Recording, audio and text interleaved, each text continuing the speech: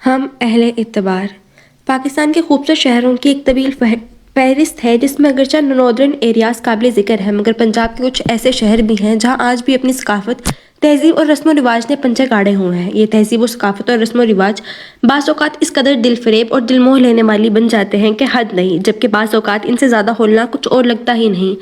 سیالکوٹ سے لاہور موٹر وے پر گاڑیوں کا ایک ہجوم تھا۔ شہر سے جانے والے اپنی قطار میں کھڑے تھے جبکہ آنے والے سست رفتار سے چلتے شہر خانہ میں داخل ہو رہے تھے۔ ان گاڑیوں کی قطاروں میں ایک گاڑی اس کی بھی تھی جو ہنگامی بلاوے پر اپنا میٹرن کا پرچہ چھوڑ کر آئی تھی۔ گاڑی اپنی بکیا سفر طے کرتی ایک خوبصورت گھر کے سامنے آ رکی۔ گاؤں کے حوالے سے مشہور کرتا کول اکثر اسے اپنے گاؤں کی دہلیز پار کرتے یاد آتا۔ اکثر اوقات خواتین لکھاری یا کوئی شہری یہی سوچتا ہے کہ گاؤں جانے کا رستہ کچی پگڈنڈیوں سے ہو کر گزرتا ہے، جبکہ ایسا بالکل نہ تھا، بلکہ بعض اوقات تو ایسا ہوتا ہے کہ شہر کی خراب سڑکوں کو طے کرتی جبکہ وہ گاؤں کی پکی اور مضبوط سڑک پر آتی تو اسے یوں محسوس ہوتا جیسے کسی جنت میں آ گئی ہو۔ پکے راستوں سے گزرتی اس کے ذہن میں جو خیال ایک دم آیا، اس پر لاحول پڑھتے، اس کی نفی کرتی، جھٹلاتی، وہ گھر کے اندر داخل ہوئی۔ مگر کہتے ہیں نا، شیطان کا نام لو شیطان حاضر۔ جی بالکل صحیح سمجھے، ایک عدد ابا اور ایک عدد اماں کے ساتھ شیطان پورے وثوق سے اسی کا منتظر تھا۔ آگے دکھائے جانے والے کردار گاؤں میں قطعاً نہیں پائے جاتے، یہ محض کہانی کو بننے کے لیے من گھڑت قصہ ہے۔ ہانیہ منہ بسوڑتی گاڑی کو پورچ کی طرف لے گئی۔ اندرون خانہ داخل ہونے تک وہ جا چکے تھے۔ جیسے ہی وہ اندر آئی، سامنے ابا کا اترا ہوا چہرہ، اماں کی سرخ آنکھیں اسے بہت کچھ باور کروا گئی تھی۔ وہ آج پھر آیا تھا اور آج پھر اپنی ڈیمانڈ ابا اماں کو سنا کر گیا تھا، نہیں بلکہ آج پھر وہ اماں ابا کو دھمکا کر گیا تھا۔ ہانیہ ابراہیم پاشا کی اکلوتی بیٹی تھی اور ان کی جائیداد کی اکلوتی وارث۔ ابراہیم پاشا خود بھی اکلوتے بھائی تھے۔ ندرت پاشا کے کہنے کو بھائی بہن تھے، مگر ہانیہ کا جوڑ کہیں نہ تھا۔ کچھ اس سے عمر میں کافی چھوٹے تھے اور کچھ اس سے کافی بڑے، اتنے کہ ان کی بیٹیاں ہانیہ سے 2-2 3-3 سال چھوٹی تھیں۔ پاشا ہاؤس میں شادی کے لیے دونوں فریقین کا جوڑ ہونا بہت ضروری تھا۔ ابراہیم پاشا کے نزدیک بے جوڑ رشتوں کو خراب کرنے کی ایک بڑی وجہ بن جاتے ہیں، لہٰذا اپنے کچھ جاننے والوں میں ہانیہ کے لیے انہیں کسی اس کے جوڑ کا لڑکا نہ ملا تھا، اور اوپر سے غضنفر محمود جو کہ اس سے کم از کم 10 سال بڑا تھا، اس کے ساتھ شادی کا حامی بنا بیٹھا تھا۔ اس کے نزدیک اس میں کوئی خاص کمی نہ تھی کہ اسے پاشا ہاؤس کا جمائی نہ بنایا جاتا۔ اب یہ تو کوئی ابراہیم پاشا سے پوچھتا کہ انہیں غضنفر محمود کس قدر متاثر کن لگ سکتا تھا، جس کی زندگی کا اصلی مقصد محض خون خرابہ کرنا تھا۔ ماں باپ تو شاید کب کے مر چکے تھے۔ چاچا چچی کی لالچی طبیعت کے زیر اثر پرورش پاتے وہ خود بھی ایک لالچی، مکار اور عیاش طبیعت کا انسان بن چکا تھا۔ دھڑام سے وہ صوفے پر جا بیٹھی، پوچھنے کی حماقت نہ کی کہ اس کے پیچھے کیا بات ہوئی تھی۔ ابراہیم پاشا لب پیچھے خاموشی سے اٹھ کھڑے ہوئے اور ساتھ ندرت بیگم کو حکم کرتے چلے گئے، میرے کمرے میں آئیے۔ مزید کچھ کہتے کہتے وہ چپ کر گئے اور خاموشی سے راہداری کی طرف قدم بڑھا دیے۔ میں یہ تو نہیں جان سکتا میری بیٹی کی قسمت کیسی ہے، مگر اب غضنفر محمود کی بدنیتی اس کی آنکھوں کے ساتھ ساتھ اس کے عمل میں بھی جھلک رہی ہے، اس لیے میں نے فیصلہ کیا ہے کہ میں ہانیہ کی شادی اگلے مہینے کے اندر اندر کر دوں گا۔ ابراہیم پاشا کی سرد مدھم آواز اسٹڈی روم کے باہر نہ جا رہی تھی۔ ندرت ان کے اچانک فیصلے پر بھونچکا رہ گئی، مگر جلد بازی میں ہم غضنفر سے بچاتے بچاتے کہ ہانیہ کو کسی اور غضنفر کے ہاتھ نہ سونپ دیں۔ آپ خیال کریں افراتفری کہیں بڑی مشکل نہ کھڑی کر دیں۔ ندرت نے آرام دہ طریقے سے اپنی بات مکمل کی۔ ان کے ہاں ہر شخص کی رائے قیمتی تھی، چونکہ ایک گھر میں رہتے ہوئے تمام انسانوں کی سوچ ایک دوسرے سے مختلف ہو سکتی ہے، تو اس طرح کے معاملات میں کسی صاحب عقل کی رائے لینا ایک مضبوط فیصلہ کرنے میں مددگار ثابت ہو سکتا تھا۔ یہ ان کی سوچ تھی۔ ابراہیم پاشا سب کی سن کر من کی کرنے والے تھے، مگر سب کی عزت کا تقاضا تھا کہ ہر ایک کی بات پوری توجہ سے سنی جاتی اور وہ سنتے بھی تھے۔ اب تک جتنے بھی رشتے آئے ہیں سب کے سب قابل قبول تھے، دیری ہماری طرف سے تھی، مگر اب نہیں۔ میں نہیں چاہتا میری اکلوتی بیٹی غضنفر جیسی شرابی کی بیوی بنے۔ باہم رضامندی سے فیصلہ کرتے اگلی صبح ابراہیم پاشا نے اپنی بیٹی کو واپس لاہور بھیج دیا۔ اسے کسی بات کے حوالے سے بھنک بھی نہ لگنی تھی تاکہ وہ اپنے پرچے پر توجہ دے سکیں۔ اپنے رویے کو حتی المقدور نارمل رکھتے ہوئے انہوں نے اسے رخصت کیا اور آپس میں فیصلہ یہ طے کیا کہ اگلے 1 مہینے کے اندر اندر ہانیہ کا نکاح اور رخصتی کر دی جائے گی، جس کے حوالے سے 1-2 رشتے ان کی نظر میں تھے۔ آج یونیورسٹی میں خاصا گہما گہمی تھی۔ ہر اسٹوڈنٹ اپنے اپنے نوٹس لے کسی نہ کسی کونے میں کھدرے میں بیٹھا پڑھ رہا تھا، کوئی مڈ ٹرم کے پرچوں کی تیاری میں مگن تھا، کوئی فائنل کے لیے جتن کر رہا تھا۔ ہانیہ اپنی دوستوں کے ساتھ بیٹھی خاموشی سے مڈ ٹرم کی تیاری کر رہی تھی۔ کم گو وہ پہلے ہی تھی، بہت زیادہ بولنا اسے پسند نہ تھا اور سونے پر سہاگا غضنفر محمود کے آفر نے کر دیا تھا۔ जो उसे शादी का ख्वाहिशमंद था, उलझी सोचों के गिरदाब में जकड़ती निकलती। वो बड़ी मुश्किल से तवज्जो दे पा रही थी कि अचानक एडविन ब्लॉक, जो कि करीब ही था, से शोर की आवाज़ें आने लगी। पहले पहल तो इन सब ने तवज्जो ही ना दी, मगर जैसे ही क्लास फेलो तहमीना ने बताया कि कोई हानिया का जानने वाला था, इसकी सांस तक बंद हो गई थी। देखते ही देखते शोर शराबा करने वाला बिल्कुल ऐन इसके सामने आ खड़ा हुआ। गज़नफ़र महमूद के लिए यूनिवर्सिटी दाखिल होना कतई मुश्किल ना था। एक बासर सियासतदान था वो, कहीं भी जाता इसे मुकम्मल प्रोटोकॉल दिया जाता था। गज़नफ़र भाई, आप यहाँ? उलझन का शिकार वो बोली। हानिया ये बात जानती थी कि गज़नफ़र इसे पसंद करता था, या शायद इसे महज एक अच्छी चीज़ लगने की बुनियाद पर हासिल करना चाहता था, लेकिन यहाँ इसकी मौजूदगी इसके लिए गैर मामूली और गैर मतवक्का बात थी। हाँ, मैं यहाँ, और मैं तुम्हें यहाँ से लेने आया हूँ क्योंकि तुम्हारा इज़्ज़तदार शरीफ बाप मेरी बात तो मानेगा नहीं, तो मैंने सोचा यही हल निकालता हूँ, और देख लो। वो कमीनगी से मुस्कुराता हुआ इसकी तरफ झुका। मैं हाजिर हूँ तुम्हें यहाँ से ले जाने के लिए। हानिया की रीढ़ की हड्डी में सनसनाहट सी दौड़ गई। गैर शहर में, गैर लोगों में इसका कोई अपना ना था। इसकी तो दोस्तें भी लड़कियां थी, लड़कों से कभी दूर के सलाम दुआ का रिश्ता भी ना रखा था। अब अचानक किसी मर्द का पूरे वसूख के साथ आकर इस पर धौंस जमाना, वो अपनी जगह चोर सी बन गई थी। इसी यूनिवर्सिटी से इसने BS किया था और अब यहीं पर MSc कर रही थी, और इन 5-6 सालों में कभी ऐसा ना हुआ था कि हानिया इब्राहिम के साथ किसी लड़के का नाम मजाक से भी जोड़ा जाता। अगर कोई पटरी से उतरने की कोशिश भी करता तो हानिया के तासरात से ही इसे औकात में ले आते। हर वक्त अपनी दुनिया में मगन रहने वाली और चंद दोस्तों के अलावा किसी को मुंह ना लगाने वाली, अब इस वक्त एक ऐसी ऑकवर्ड सूरत हाल का शिकार हो रही थी कि हर किसी की नज़र इसे अपने आप में गड़ती महसूस हो रही थी। धूप निकलते इसने इधर उधर देखा। फैकल्टी मेंबर्स इन्हीं की तरफ आ रहे थे, या उसे लगा। आप यहाँ तमाशा मत करें, घर जाकर अम्मी अब्बा से बात करें, वो कोई ना कोई हल निकाल लेंगे। लड़खड़ाती हुई वो बोली।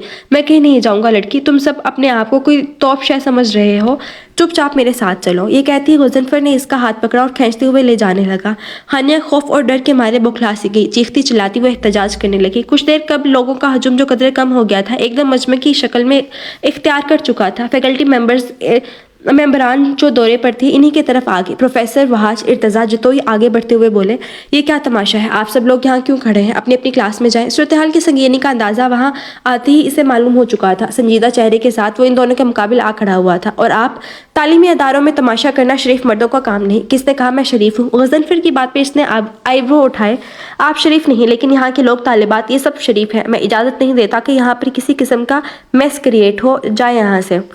सरसील अल्फाज में वो बोला। गज़नफ़र एक पल को चुप सा कर गया था। देखो प्रोफेसर, मैं तुम्हें जानता हूँ, यहाँ पर मैं अपनी मनकुहा से मिलने आया हूँ, मुझे इसे मिलने से कोई नहीं रोक सकता, तुम भी नहीं। वहाज ने आईब्रो उठाए। इस यूनिवर्सिटी का ऑनर होने की हैसियत से मैं रोक सकता हूँ, ये लॉर्ड्स पार्ट नहीं है, लॉर्ड्स स्पॉट नहीं है, एक मुकम्मल जामिया है जिसका मकसद तालीम देना है। वहाज ने करख्त सी आवाज़ में कहा तो गज़नफ़र हानिया का हाथ छोड़ा कर इसकी तरफ बढ़ गया। तुम मुझे निकालोगे? जानते हो मैं कौन हूँ? एक सेकंड नहीं लगेगा तुम्हारी चमड़ी उधेड़ने में। गज़नफ़र का शिद्दत पसंद रवैया इसे दांत पीसने पर मजबूर कर रहा था। देखिए MNA साहब, आप बात बढ़ाकर तालिबात के लिए खौफ व हिरास ना फैलाएं। अपनी मनकुहा को लें और किसी दूसरी जगह ये तमाशा लगाएं। और आप, अगर कोई मसला है तो इसे अपने घर पर हल करें या करवाएं। अगर यहाँ ये सब होगा तो यूनिवर्सिटी इंतज़ामिया आपको 1 मिनट से पहले स्टॉक ऑफ कर सकती है। गज़नफ़र की ठंडी ठंडी करने के बाद इसका रुख हानिया की तरफ हुआ जो रोए जा रही थी। आई एम सॉरी सर, मैं इनको नहीं जानती, ये मेरे कुछ नहीं लगते, और ये सिर्फ मुझे यहाँ धमकाने आए हैं, मेरा इनसे कोई वास्ता नहीं है। गज़नफ़र के सामने वहाज का यूं खड़े हो जाना और हिम्मत ना हारना शायद इसकी ढारस बांध गया था। एकदम इसके सामने आते हुए वो बोली। वहाज ने एक नज़र गज़नफ़र को देखा और फिर हानिया को, जो हिचके लेते हुए हथेली से आंसू साफ कर रही थी। ओके रिलैक्स, आप मिस रुबीना के ऑफिस जाकर बैठे। हानिया के डरे से हमें वजूद को देखते वो समझ चुका था कि गज़नफ़र किस लय का बंदा है जिसकी इस हरकत ने इसे कहीं का ना छोड़ा था। हर स्टूडेंट की जुबान पर इसका नाम था। फ्लैट डिपार्टमेंट की हानिया नामी लड़की के साथ ये सब हुआ। इसे कैसी गलती की सज़ा मिली थी जो उसने सिरे से की ही नहीं थी। तुम कौन होते हो भाई इसे कहीं भेजने वाले? मेरी मंगेतर है वो, इसे जहाँ चाहूँ लेकर जा सकता हूँ। हानिया वापस आओ तुम। जुबान के फिसलन ने वहाँ खड़े कई लोगों को बावर करवा दिया था कि वो सिर्फ एक स्कैमर है। वहाज ने तंजिया मुस्कुराहट इसकी तरफ उछाली। अपने सवाल का जवाब तुम खुद दे चुके हो, मंगेतर या बीवी जो भी है वो। अपने घर जाओ और घर जाके मामला हल करो। यहाँ वो मेरी स्टूडेंट है, उनकी जिम्मेदारी मुझ पर है। अगर ज़्यादा बदतमीजी करने की कोशिश की तो मैं अभी और इसी वक्त पुलिस को कॉल करके तुम्हें पूरी इज्जत अफजाई से निकलवाऊंगा। वो चंद कदम के फासले पर खड़ा इसे धमका रहा था। गज़नफ़र महमूद का खून खोला। एक पल को आगे बढ़कर इसका गिरबान पकड़ने लगा कि पीछे खड़े सेक्रेटरी ने इसका बाजू पकड़कर इसके कान में कुछ कहा। सेक्रेटरी की बात सुनने के बाद इसने अपने बाजू को झटके से छुड़वाया और वहाज की तरफ देखकर बोला, आज तो मैं जा रहा हूँ, मगर वो दिन दूर नहीं जब तुम जैसे 2 टके का प्रोफेसर खुद मुझे रिसीव करेगा, और वो भी पूरे अदब और एहतराम के साथ। اس کی آنکھوں میں دیکھ کر وہ رکا نہیں، لمبے لمبے ڈگ بھرتا وہ مین گیٹ عبور کر گیا۔ دیکھتے ہی دیکھتے سارا رش ختم ہو گیا۔ وہاج اور اس کا ساتھی جو یونین کے وزٹ پر نکلے تھے واپس ہو لیے۔ وہاج ارتضیٰ لاہور کی اس بڑی یونیورسٹی کا آنر بھی تھا اور یہی پروفیسر کی ڈیوٹی بھی انجام دے رہا تھا۔ اس جامعے کی اصل بنیاد وہاج کے دادا نے رکھی تھی، پھر اس کے بعد ارتضیٰ جتوئی نے یونیورسٹی کے لیے خدمات سر انجام دی۔ اب وہاج جو اپنی پی ایچ ڈی کی ڈگری حاصل کر چکا تھا، یہیں بطور لیکچرار اپوائنٹ ہو گیا تھا۔ ڈیوٹی پر آنے کے 3 سال بعد ارتضیٰ جتوئی آن ڈیوٹی ہارٹ اٹیک سے چل بسے۔ اب ان کی ذمہ داریاں بھی وہاں سے کندھوں پر تھیں۔ انہی کے پیش نظر اسے ڈین کے عہدے پر فائز کر دیا گیا تھا۔ سارا دن وہ مس روبینہ کے کیبن میں بیٹھی رہی۔ ابراہیم پاشا کو فون کر کے ساری صورتحال وہ بتا چکی تھی، بلکہ یوں کہنا مناسب ہوگا کہ اس کے ساتھ ہونے والا سارا ماجرا مس روبینہ نے ہی ابراہیم پاشا کے گوش گزار کیا۔ وہ تو ان کے فون اٹھاتے ہی ہچکیوں سے رونا شروع ہو چکی تھی۔ مس روبینہ کو وہ کہہ چکے تھے کہ 4 بجے تک لاہور پہنچ جائیں گے، جب تک وہ ہانیہ کا خیال رکھیں۔ تکلیف اور پریشانی اور اس ہنگامی صورتحال نے اسے اس قدر متغیر کر دیا تھا کہ اب وہ بخار سے تپ رہی تھی۔ وہاج جب مس روبینہ کے کیبن میں آیا تو وہ صوفے کے ہتھے پر سر رکھے شاید سو رہی تھی یا یوں ہی لیٹی ہوئی تھی۔ مس روبینہ اسے دیکھ کر اٹھ کھڑی ہوئی، لیکن وہاج نے اشارتاً انہیں بیٹھے رہنے کا کہا اور ایک نظر ہانیہ کی طرف دیکھ کر وہ واپس چلا گیا۔ مس روبینہ بذات خود ہانیہ ابراہیم کو جانتی تھی۔ اس کا کردار شیشے کی طرح صاف اور شفاف تھا۔ انہوں نے بغیر کوئی شک و شبہ کیے اسے آرام کرنے دیا۔ جو بھی تھا وہ اس کے ماموں زاد ندرت بیگم کی بیٹی تھی اور اب اس بیگانے شہر میں صرف وہی تھی جو اسے جانتی تھی۔ ایک نرم سی نگاہ اس پر ڈالتے ہوئے وہ اپنی فائل اٹھا کر باہر چلے گئی۔ کلاسز کے اوقات کار ہی ایسے تھے۔ اب ایوننگ سیشن شروع تھا اور انہوں نے 1-2 کلاسز لے کر واپس روم میں آنا تھا۔ تقریباً 1-1.5 گھنٹے بعد وہاج ایک ساتھی کولیگ کے ساتھ دوبارہ آفس آیا۔ اس دفعہ وہ جاگ رہی تھی۔ جب اپنے سامنے وہاج ارتضیٰ کو دیکھا تو ایک دم چادر ٹھیک کر کے کھڑی ہو گئی۔ بیٹھے مس ہانیہ، اسے بیٹھنے کا کہہ کر وہ خود ایک طرف رکھی کرسی پر بیٹھ گیا۔ دیکھیں بچے، آپ جانتی ہیں آج جو کچھ بھی ہوا وہ ٹھیک نہیں تھا۔ بحیثیت ایک سوسائٹی ممبر آپ کو اس بات کا خیال ہوگا کہ اس طرح کے واقعات جامعات کی بدنامی کا باعث بنتے ہیں۔ پروفیسر اسلم نے اسے مخاطب کرتے ہوئے بات کا آغاز کیا۔ قدرے توقف کے بعد وہ دوبارہ بولے، میں پرسنلی ابراہیم صاحب کو جانتا ہوں، مگر وہ رک سے گئے۔ ہانیہ کہیں نہ کہیں ان کی بات کا رخ جانتی تھی۔ وہ سمجھ گئی تھی کہ پروفیسر اسلم کیا کہنا چاہتے ہیں۔ انتظامیہ نے فیصلہ کیا ہے کہ آپ کو یونیورسٹی سے 1 ماہ کے لیے اسٹاک آف کیا جا رہا ہے۔ امید ہے آپ ہمارے ساتھ تعاون کریں گی۔ کہتے ساتھ ہی وہ اٹھ کھڑے ہوئے۔ ہانیہ کو آج تک کسی بات پر اس قدر سبکی محسوس نہ ہوئی تھی جس قدر اس وقت ہو رہی تھی۔ آنسو بہا بہا کر اس نے اپنا برا حال کر لیا تھا، مگر کیا فائدہ ہوا؟ کسی نے اس پر یقین نہیں کیا۔ اکلوتی اولاد سمجھا اور الزام کی یقین دہانی پر مہر لگاتے گئے، جیسے وہ اکلوتی بیٹی ایک شہر سے دوسرے شہر سے عیاشی کرنے آئی تھی۔ اکلوتی اولادوں کے بارے میں اکثر یہی تاثر دیا جاتا ہے کہ وہ بگڑے ہوئے ہوتے ہیں۔ اسے بھی ایک ایسی ہی لڑکی سمجھ کر الزامات پر بغیر کسی تردد یقین کر لیا گیا تھا۔ کسی نے بھی اسے کچھ نہ پوچھا تھا، سیدھا آئے صرف یہ کہنے کہ وہ 1 ماہ کے لیے اپنے مشکوک کردار کی وجہ سے اسٹاک آف کی جا رہی ہے۔ کیا انصاف تھا یہ؟ سر، نہ تو میں ایسی لڑکی ہوں، نہ مجھے اس طرح کی اوچھی حرکتیں کروانا پسند ہے۔ میرا قصور صرف یہ ہے کہ میں ایک غیر شہر میں غیر لوگوں میں موجود ہوں۔ جتنا مرضی کہہ لو کر لو، مگر جو حقیقت ہے وہ بدل نہیں سکتی۔ بات کرتے ہوئے پروفیسر اسلم کے سامنے آ کھڑی ہوئی تھی۔ وہاج خاموشی سے اسے دیکھے گیا۔ اور حقیقت یہ ہے کہ میں لڑکی ہوں اور لڑکی کے لیے سب سے بہتر حل یہی ہوتا ہے کہ اسے یونیورسٹی سے 1 ماہ کے لیے اسٹاک آف کر دیا جائے۔ ہانیہ کو لگا شاید سارے دن کی بھڑاس ابھی نکالنا ہی ہر مسئلے کا حل تھا۔ بات کا الٹا مطلب نہیں نکالیں آپ، یہ آپ کی بحث تھی، آپ کی لڑائی تھی اور بدنامی پوری یونیورسٹی کی ہوئی ہے، الفاظ پر زور دیتے ہوئے وہاج نے کہا، جو اب تک خاموشی سے کھڑا اسلم کی بات سن رہا تھا۔ ریئلی؟ میں الٹا مطلب نکال رہی ہوں سر، مجھے 6 سال ہو گئے ہیں اس یونیورسٹی میں آئے، آج تک میرا کوئی اسکینڈل نہیں نکلا، کہیں کوئی میری وجہ سے ڈسٹرب نہیں ہوا، نہ ہی میں کسی کیس میں انوالو رہی ہوں۔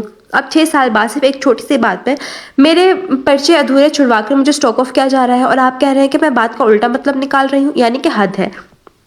وہ بولنے پر آئی تو اتنا بولی کہ وہاج کے آئی برو بے اختیار اٹھ گئے، چہرے پر ناپسندیدگی کے آثار پھیل گئے۔ 6 سال بھلے آپ بغیر کسی اسکینڈل کے رہی ہوں، یقین کریں اگر آپ 10 سال بھی اس یونیورسٹی میں گزارے بغیر کسی اسکینڈل کے اور آخر میں کوئی چھوٹی سی بات بھی نکل آئے جو میری یونیورسٹی کی ساکھ کو خراب کرتی ہو، میں 1 منٹ نہیں لگاؤں گا آپ کو اسٹاک آف کرنے میں۔ تیوری چڑھائے وہ باقاعدہ غصے سے بولا۔ ہانیہ حیرانی سے اسے دیکھنے لگی۔ اس کا کردار بالکل صاف اور شفاف تھا، یوں ہی تو نہیں اسے سینئر سوسائٹی ممبر بنایا گیا تھا، اسے گولڈ میڈل دینے والا وہاج ارتضیٰ ہی تھا۔ ایک چھوٹی سی غلط فہمی اس کے کردار کو بری طرح سے مشکوک کر رہی تھی۔ سر خدارا، میرا یقین کرے میں ایسے نہیں ہوں، بس ہاتھ جوڑنے کی کسر رہ چکی تھی، وگرنہ اس کے لہجے کی بے بسی وہاں ان دونوں کو بہرحال سمجھ آ چکی تھی۔ وہاج نے گہرا سانس بھرا، جیسے پروفیسر اسلم کو بولنے کا موقع دیا ہو۔ بچے، آپ سوسائٹی ممبر ہیں، آپ کو اندازہ ہونا چاہیے کہ اصول و ضوابط کسی بھی جامعہ کے لیے کتنے ضروری ہوتے ہیں۔ اگر آپ ان کی خلاف ورزی کریں گی تو یقیناً انتظامیہ کو یہ اختیار ہوگا کہ وہ آپ پر قانونی کارروائی تک کر سکیں۔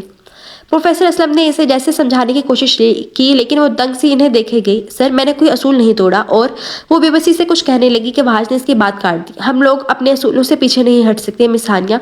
गार्ड्स को इन्फॉर्म कर दिया गया है कि वो आपको अगले 1 माह तक यूनिवर्सिटी दाखिला नहीं देंगे। आप भी ज़रा एहतियात करें। अगर आपने मजीद कोई एहतजाज किया तो मजबूरन हमें कोई बड़ा कदम उठाना पड़ेगा, जो यकीनन आपके एजुकेशनल कैरियर के लिए नुकसानदा होगा।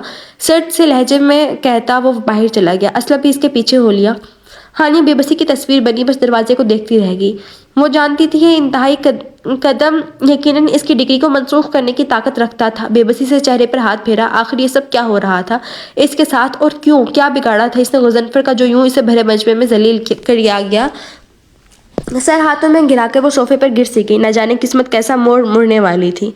थका हारा वो यूनिवर्सिटी से लौटा तो सामने अम्मा हजूर जाग रही थी। इस वक्त इनका जागना इसे खटक गया। खाने के मेज पर बैठी वो बाहम हाथ मिलाए सामने पड़े चिकन कौरमे को देखे जा रही थी। किचन से ही हाथ मुंह धोकर वो डाइनिंग टेबल पर आ गया और छूटते ही बोला, आज खैरियत थी अम्मा जी? 11 बजने को है, मैं भी लेट हो गया और आप भी नहीं सोई अभी तक। रोटी का नवाला तोड़ते हुए वो फिक्रमंदी से बोला। सफीना बेगम पानी ग्लास में उंडेलने लगी। बेटा जवान हो, कवारा हो, रात देर तक ना आए तो माँ यूं ही जागती हैं बेटा। ये परेशानी तुम अभी नहीं समझोगे। गिलास इसकी तरफ बढ़ाते हुए वो बोली। सही बात है। जब कोई जवाब ना बन पड़ा तो वो बस यही बोल सका, वहाज। एक लम्हे का तवक्कुफ करने के बाद वो बड़ी दिलजमई से बोली, जी बेटा, मेरी खालाजाद बहन है सियालकोट में। जी मैं जानता हूँ। खाला नुदरत की बात कर रही हैं आप? हाँ, मगर तुम कैसे जानते हो? इन्हें हैरानी हुई, क्योंकि वो बहुत कम इनसे राब्ता रख सकी थी और वहाज को लेकर वो कभी भी इनके यहाँ ना जा सकी थी।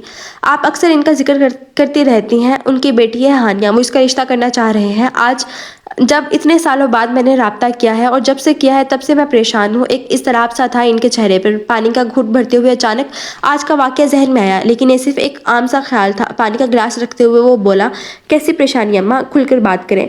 खानदानी दुश्मन की भेंट चढ़ रही है हानिया। कोई दुश्मन बरादरी धमका रही है इन्हें कि हानिया की शादी करवाए उनके बेटे के साथ। सफीना बेगम उदासी से सूरत हाल बता रही थी। अम्मा, हम क्या कर सकते हैं इसमें? मैं तो इन्हें जानता तक नहीं हूँ, ना इतनी गहरी रिश्तेदारी है कि मैं उनके घर यूं ही मुंह उठाकर चला जाऊँ। वहाज ने सिरे से हाथ खड़े कर दिए थे, लेकिन मैं बदलना चाहती हूँ। सफीना बेगम शायद पहले ही कोई फैसला कर चुकी थी। एकदम सीधी हुई। क्या करना चाहती हैं आप? जानबूझकर वो अनजान बना। मैं चाहती हूँ कि तुम हानिया से शादी कर लो। अम्मा, मैं नहीं, प्लीज़। क्यों नहीं? वो कलमोई क्या इतनी प्यारी थी कि उसके इश्क में गर्क तुम माँ बाप की बात ही टाल दोगे? ऐसा नहीं है अम्मा। तो कैसा है? मुझे भी बता दो वहाज। आखिर तुम क्यों भाग रहे हो शादी से? मैं भाग नहीं रहा। वो मिन मनाया। तो क्या कर रहे हो? इसे भागना नहीं कहते अम्मा, और मेरे ख्याल में इसे भागना ही कहते हैं। देखो वहाज, मैं जानती हूँ तुम जिससे मोहब्बत करते थे वो तुम्हें छोड़कर चले गई, मगर यकीन करो हानिया के साथ निकाह करके तुम पछताओगे नहीं। वो कैसे? ये जो हम बहस कर रहे हैं ना, इसे गांव में कोई हैसियत नहीं दी जाती। माँ और बेटे का एक जगह बैठकर बेटे के नाकाम इश्क पर मातम करना यहाँ तो चलता है, मगर गांव में लोग ऐसे इंसानों को पागल कहते हैं। बात के आखिर पर वो हंस दी। अजीब लोग होते हैं फिर गांव के। इसे कौफत सी हुई। इनके साथ रिश्ते में बन जाओ, यूँ लगेगा किसी रियासत के शहजादे हो। गाँव के लोग अपने दामाद को किसी शहजादे की तरह रखते हैं। सफीना बेगम के बात पर इसने खाने से हाथ रोके और आंखें सुकेड़ कर इन्हें देखा। अम्मा, रखा जानवरों को जाता है और मैं जीता जागता इंसान हूँ। गो के बात संजीदा थी, मगर इसके चेहरे पर आज एक तबस्सुम सा था। शायद वो उनकी बातों को एंजॉय कर रहा था। ऐसी बकवास मत क्या करो वजी। क्या मान सकता है कि कोई मान सकता है कि तुम लाहौर यूनिवर्सिटी के डीन हो? इम्पॉसिबल। सफीना बेगम ने आंखें घुमाई। कोई मान सकता है कि आप लाहौर यूनिवर्सिटी के डीन पर इस तरह दबाव डालकर काम निकलवा सकती है? इम्पॉसिबल। उठकर खड़े होते हुए वो इन्हीं के अंदाज में बोला और फिर अपने कमरे की तरफ मुड़ने को था कि सफीना बेगम की आवाज़ पर रुका। फिर मैं क्या कहूँ नुदरत को? कर दे हाँ। अपने कमरे के दरवाजे के पास जाते हुए बगैर मुड़े वो बोला। अंदाज बड़ा नॉर्मल सा था। दोबारा बोलो। सफीना बेगम ने कदरे इश्तियाक से यकीन दहानी तलब की। आंखें चमकी, कहीं हल्की सी नमी भी आ गई। अब मैं मुकर जाऊंगा फिर। हैंडल को पकड़ते हुए वो बोला। दोनों माँ बेटे के चेहरों पर मोहब्बत भरी मुस्कुराहट थी। वो बहन के काम आने पर, बेटे के मान जाने पर खुश थी, और वहाज अपनी माँ के चेहरे पर आने वाली खुशी के नमक देकर खुश था, मुतमईन था। वो 25 साल का था जब अपनी क्लास फेलो से ही इसने मंगनी करवाई थी। सफीना बेगम को भी लड़की पसंद थी। बड़ी आहिस्ती से मंगनी कर दी गई थी, मगर सफीना बेगम गांव की औरत थी। उनका मानना था कि मंगनी के फौरी बाद निकाह कर लेना, जबकि रिश्ता गैरों में हो रहा हो तो बाद में कई मसला खड़ा कर देता है, और फिर निकाह के बाद पीछे हटना कतई मुनासिब बात ना थी। इनकी ये सोच मंगनी के 3 माह बाद ही सच साबित होगी जब वहाज के मंगेतर ने अपने चाचाजाद की मोहब्बत पे आकर मंगनी का सारा सामान वापस भिजवा दिया। कहने को ये एक बहुत ही परेशान किन सूरत हाल थी, मगर सफीना बेगम ने जैसे शुक्र अदा किया। लड़की शुरू में वाकई अच्छी थी, मगर फिर आए रोज वो अपने इसी चाचाजाद के साथ आ पहुंचती। शुरू में सफीना बेगम ने बड़ा एहतमाम करवाया, लेकिन जब ये ताना बंधा तो वो अंदर से खटक गई। दुनियादार खातून थी, समझदार थी, होने वाली बहू का वहाज पर धौंस जमाना और चाचाजाद के साथ कहीं भी मुंह उठाकर चल देना इन्हें बहुत कुछ बावर करवा गया था। एक दिन तंग आकर उन्होंने फैसला किन अंदाज में से कह ही दिया, बेटा ये तुम्हारा घर है, जब मर्जी आओ, लेकिन अपने माँ बाप के साथ आया करो या फिर अपने किसी भाई के साथ। अच्छी लड़कियां हर किसी के साथ नहीं निकल पड़ती, ना ही ये बेटियों का वतीरा होता है।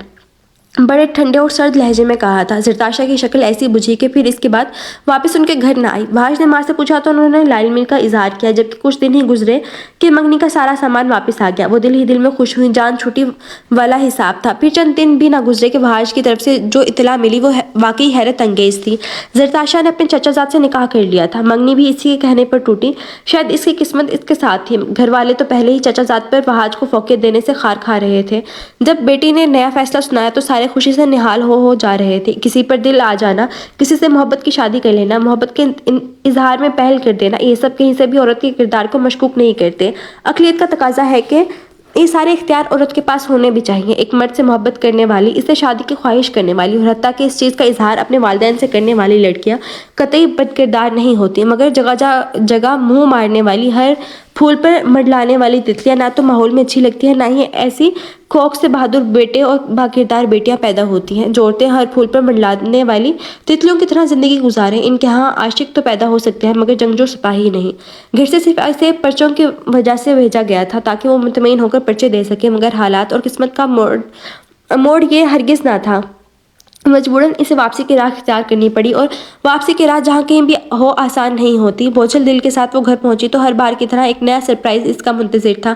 फर्क सिर्फ ये था कि इस दफ़ा सरप्राइज हुज़ैफर की तरफ से नहीं बल्कि घर वालों की तरफ से था। इसका रिश्ता तय हो चुका था और जल्द अज जल्द निकाह मुनक़द होने के इम्कानात थे। इस कदर जल्द के अगले हफ्ते की कोई तारीख रख दी गई थी, शायद जुम्मा था, ये वो नहीं जानती थी। अम्मा अब्बा के साथ असर के बाद काफ़ी देर वो बैठी रही। इब्राहिम पाशा की दरीना ख्वाहिश थी कि इनकी बेटी बहुत ज़्यादा बातूनी हो, मगर ऐसा ना था। नुदरत पाशा और इब्राहिम पाशा की शख्सियत का अक्स इसमें यह बना कि बाज़ औक़ात वो बातूनी हो जाती और बाज़ दफ़ा कमगोर संजीदा, मगर एक बात थी, वो गुस्से की बहुत तेज़ थी और जज्बातियात में भी सबसे आगे थी। नुदरत पाशा ने मुख्तसर इसे इसके ससुरालियों का बता दिया था और थोड़ा थोड़ा तो यूं ही घर वालों की बातों से इसे अंदाज़ा हो चुका था। अम्मा के जानने वालों के हाँ इसकी शादी हो रही है, मेरी खालाजाद बहन है, उसका बेटा है वहाज, लाहौर में ही रहते हैं। नुदरत पाशा के अल्फाज पर एक पल को वहाज इर्तज़ा का अक्स इसके जहन में उभरा, जिसे लाहुला पढ़ते हुए इसने झटक दिया और सारी तवज्जो अम्मा की तरफ मबजूल कर दी। तुम्हें कोई एतराज़ तो नहीं है ना? बेटी की खामोशी से वो यही अंदाज़ा लगा सकी। गो के यूनिवर्सिटी वाले वाकई का इन्हें इल्म था, लेकिन न जाने क्यों इन्हें लगा एक दफ़ा पूछ लेना चाहिए। हानि एकदम जैसे चौंक से गई, फिर मुस्कुराते हुए इनके हाथ पर हाथ रखा। अम्मा, जो आप लोगों का फैसला है वही मेरा फैसला है, मुझे कोई एतराज़ नहीं। वो मोहब्बत से बोल के इनके साथ लगे। नुदरत बेगम ने इसकी पीठ को सहलाते हुए सर को चूमा। आज वो अपने मामूजात हाजरा के साथ शॉपिंग करने आई थी। गज़नफ़र महमूद के घर में कुछ मसाइल ऐसे थे या उठवाए गए थे कि वो इनमें फंसा हानिया को भूल चुका था। निकाह के बाद भी हतल मकदूर छुपा कर रखी गई थी ताकि किसी भी तरीके से इससे भनक भी ना लग पाए। मेन सिटी में ही निकाह के सारे अरेंजमेंट्स होने थे। हानिया, तुम M&M पर जाओ, मैं ये फ़ोन सुन कर आती हूँ। बोतीक के सामने आती है। अचानक कॉल आने पर हाजिया को एक्सक्यूज़ करना पड़ा। हानिया सर हिलाते हुए अंदर चले गई। जी फुप्पो, हाँ जी, बस बोतीक में जाने ही लगे थे कि आपकी कॉल आ गई। क्या मतलब? अभी तक इसने अपना फियांसे ही नहीं देखा। हैरत से इसने शीशे में नजर आते हानिया के अक्स को देखा। ओहो, अच्छा आप भेजे, मैं दिखाती हूँ और ज़रा इसी क्लास भी लेती हूँ। कैसी लड़की है ये, जिसके नाम की खरीदारी कर रही है? उसी को नहीं देखा अभी तक। चले ठीक है, भेजे आप, अल्लाह हाफिज़। तासुब से सर हिलाते हुए वो भी अंदर की तरफ बढ़ गई। किसका फ़ोन था? हानिया ने पूछा। साथ साथ वो शोकेस में लटके हैंगर्स को उलट पलट कर सूट देख रही थी। आपकी अम्मा हजूर का था। कच्चे पीले रंग के गाउन को निकाल कर देखते हुए वो बोली। आहा, क्या कह रही थी? इसने हैरत से हाजरा को देखा, फिर एक रैक से सूट पसंद ना आया तो दूसरी तरफ बढ़ गई। आपके फियांसे की पिक आई है, कह रही थी कि अपने कज़न को बोलो एक दफ़ा देख लो, ये ना हो कि लड़का लंगड़ा लूला निकल आया तो हमें बातें सुनाएगी। हाजरा का वही मसरूफ़ अंदाज था। हानिया ने पलट कर इसे घूरा। ऐसे हो सकता है कि अम्मा अब्बा किसी लंगड़े लूले को ढूंढे, वो भी मेरे लिए? इम्पॉसिबल। हानिया ने आंखें घुमाते हुए लाइट ब्लू शर्ट की मैक्सी पर हाथ रखा। ये ठीक रहेगी। मदद तलब नज़रों से हाजरा को देखा, जो चंद पल तो सूट को घूरती रही, फिर कुछ सोचकर सर हिला दिया। डन कर दो? हाँ कर लो, लेकिन एक मिनट। वो रुकी। हानिया ने सवालिया इसे देखा। तुम्हें تمہارے سسرال والے سوٹ لائیں گے، وہ بھی سفید غرارہ سیٹ۔ پھر یہ کیوں؟ اس نے کڑی نظروں سے اسے دیکھا۔ میری بہن وہ لائیں گے یا نہیں یہ بات کی بات ہے، لیکن مجھے اپنی طرف سے پورا انتظام رکھنا چاہیے، اللہ نہ کرے وہ نہ لائے تو۔ اس نے جیسے بڑے ہی سمجھدارانہ عمل کا مظاہرہ کیا۔ ہاجرہ بس اسے دیکھ کر رہ گئی۔ بہن ابراہیم پاشا کی بیٹی ہو، کسی موڑے توڑے گئے گزرے سے تو نہیں کیا ہوگا رشتہ، عقل کو ہاتھ مارو۔ کہتے ہی اس نے ایک چپت اس کے سر پر لگائی۔ تمہیں ایکچولی سوٹ لینا چاہیے، ایک آدھ بوتیک کا ٹھیک ہے، زیادہ تر آرام دہ ہی لو۔ ہاجرہ لون کی کلیکشن کے پاس جا کر بولی، ارے یار نکاح کے بعد دعوتیں ہوتی ہیں، وہاں لون کے سوٹ پہن کر جاؤں گی میں؟ ہانیہ بے اختیار تپی، جبکہ ہاجرہ ایک پل کو حیران ہوئی۔ اسے دیکھ کر بے اختیار کہکا چھوٹ گیا، کیا پاگل عورت ہو تم؟ میری بہن نکاح ہو رہا ہے، رخصتی نہیں، ابھی سے ان کے پہلو میں بیٹھنے کے خواب دیکھنے کی ضرورت نہیں ہے، بکو مت۔ اس کے آخری بات پر وہ بے اختیار سرخ پڑی۔ اچھا ایک بات تو بتاؤ، ہانیہ بار بار اسی میکسی کو دیکھ کر اپنے ساتھ کھڑی لڑکی کو کچھ کہہ رہی تھی۔ ہاجرہ کی بات پر چونکی۔ یہ وہ خالہ بانو کے بیٹے کی شادی کے لیے لے رہی ہو نا، اسے کہنے کی دیر تھی۔ ہانیہ نے مسکراہٹ دبائی۔ تمہیں کیا لگتا ہے اب کپڑے خریدے تو اماں حضور 2 ماہ بعد تیمور کی شادی پہ لینے دیں گی؟ کبھی بھی نہیں۔ اس لیے یہی حل ہے کہ اگلے 6 ماہ میں جو 3 شادیاں آ رہی ہیں سب کے لیے ایک ایک سوٹ لے لوں، اماں بھی خوش میں بھی خوش۔ واہ کیا عقل تھی۔ ہاجرہ متاثر ہوئے بغیر نہ رہ سکی۔ دونوں کو ہی وہ میکسی بہت پسند آئی تھی۔ ڈریسز فائنل کر کے گاڑی میں رکھوا کر وہ دونوں اب جولری کارنر پر آ گئی تھی۔ چمچم کرتی آرٹیفیشل جولری آنکھوں کو حیران کر رہی تھی۔ ہانیہ نے شاپ میں انٹر ہوتے ہی ایک سیٹ کو دیکھا اور اسے پسند کر لیا۔ زرکون کے آسمانی رنگ کے نگوں والا وہ سیٹ اس قدر دل موہ لینے والا تھا کہ ہاجرہ کی کوئی دوسری رائے نہ لے سکی۔ باریک بینی سے سفید اور آسمانی رنگ کے نگوں کے نیچے زرکون کے موتی لٹک رہے تھے۔ موتیوں کی ترتیب ایسی تھی کہ ان میں ذرا بھی وقفہ نہ تھا، ایک دوسرے کے ساتھ اس طرح جڑے ہوئے تھے کہ ہلانے پر ہی معلوم ہوتا کہ وہ الگ تھے، ورنہ یہ گمان ہوتا کہ سارے موتی ایک ہی دھاگے میں پروئے ہوئے تھے۔ ہانیہ نے اپنا سیٹ فائنل کیا اور ندرت بیگم کی کال سننے باہر نکل گئی، جبکہ ہاجرہ اپنے لیے کچھ دیکھنے لگی۔ جیسے ہی ہانیہ نے قدم دروازے کی طرف بڑھائے، سامنے سے آتے شخص کو دیکھ نہ پائی اور جھکے سر سے آنے والے کے سینے سے ٹکرائی۔ ٹھیک اسی وقت ہاجرہ کا فون 3-4 دفعہ بیپ کیا۔ جو ہی اسکرین کھولی اور مطلوبہ کانٹیکٹ نکالا تو سامنے دلہا بھائی کی تصویر دیکھ کر اس نے دبی سی چیخ ماری اور ایکسائٹمنٹ میں موڑی، مگر پیچھے کوئی اور محاذ کھڑا تھا۔ اللہ! سینے کے بل دوہرے ہوتی اس کی زبان سے بس یہی نکل سکا۔ ہانیہ کو لگی تو نہ تھی، مگر سامنے موجود شخصیت کو دیکھ کر اس کے اوسان خطا ہونے لگے۔ سر آپ آئی ایم سوری سر، میں نے دیکھا نہیں، میری غلطی ہے۔ فون بند کر کے وہ فوراً محاذ کی طرف لپکی۔ Sorry for what? آپ پاگلوں کی طرح چل کیوں رہی تھیں؟ دھورے ہوئے اس نے سر اٹھا کر اسے دیکھا۔ اس کے چہرے پر تکلیف کے آثار صاف ظاہر تھے۔ ہاتھ میں پکڑا شاپر ہانیہ نے پکڑ لیا۔ ہاجرہ کی آنکھیں چمکی، کبھی وہ سامنے تکلیف سے دھورے ہوتے انسان کو دیکھتی، کبھی اسکرین پر نظر آنے والی تصویر کو۔ ارے جیجو! وہیں سے اس نے ہانک لگائی۔ ان دونوں کے ساتھ ساتھ چند ایک اور بھی اسی ہانک پر مڑے تھے، مگر وہاں کسے پرواہ تھی؟ دکاندار اور ارد گرد کے لوگوں کی نظروں کی پرواہ کے بغیر وہ ان دونوں کی طرف آئی۔ دیکھا میں نے کہا تھا نا، پھپھو کی پسند ہو اور لنگڑی لولی ہو، ایسا تو ہو ہی نہیں سکتا۔ دونوں ہاتھوں سے تالی مارتی وہ اپنی شدید ترین اشتیاق کو ظاہر کر رہی تھی۔ ہانیہ نے اس کا بازو دبوچا اور دبی آواز میں بولی، خدا کا خوف کرو، یہ ڈین ہے ہماری یونیورسٹی کے، پاگل لڑکی۔ ہاجرہ نے آنکھیں مٹکائی، ارے نہیں پگلی، یہ اب ہمارے جیجو بھی ہیں۔ ویسے لاہور چھوڑ کر یہاں سیالکوٹ میں شاپنگ کرنے کیوں آئی ہیں؟ او اچھا میں سمجھ گئی۔ بات کے آخر پہ معنی خیزی سے ہانیہ کو دیکھا اور گلا کھنکارا۔ ہانیہ کا دل کیا اپنا سر پیٹ لے۔ جی نہیں، آپ بالکل بھی ٹھیک نہیں سمجھی۔ اور کون ہیں آپ؟ مس کیا یہ آپ کے ساتھ ہیں؟ وہاج کو اس کا یوں بھری دکان پر اسے جیجو کہنا ذرا بھی نہ بھایا تھا۔ عجیب بدتمیز لڑکی تھی۔ ایسا نہیں ہے، آپ سچ مچ ہمارے ہونے والے بہنوں ہی ہیں۔ اچھا چلیں، آپ کو یقین نہیں ہے نا تو یہ دیکھیں، آپ کی شادی ہونے والی ہے ہماری ہانیہ سے۔ عجیب لوگ ہیں آپ دونوں، ابھی تک ایک دوسرے کو دیکھا ہی نہیں۔ ان دونوں نے ایک پل کو ایک دوسرے کو دیکھا اور بے اختیار لاہور پڑھا۔ ہاجرہ نے اسکرین اس کے سامنے کی، مگر وہ عجیب نظروں سے دیکھتے ہوئے کاؤنٹر کی طرف بڑھ گیا۔ وہ اس لڑکی کو مزید برداشت نہیں کر سکتا تھا۔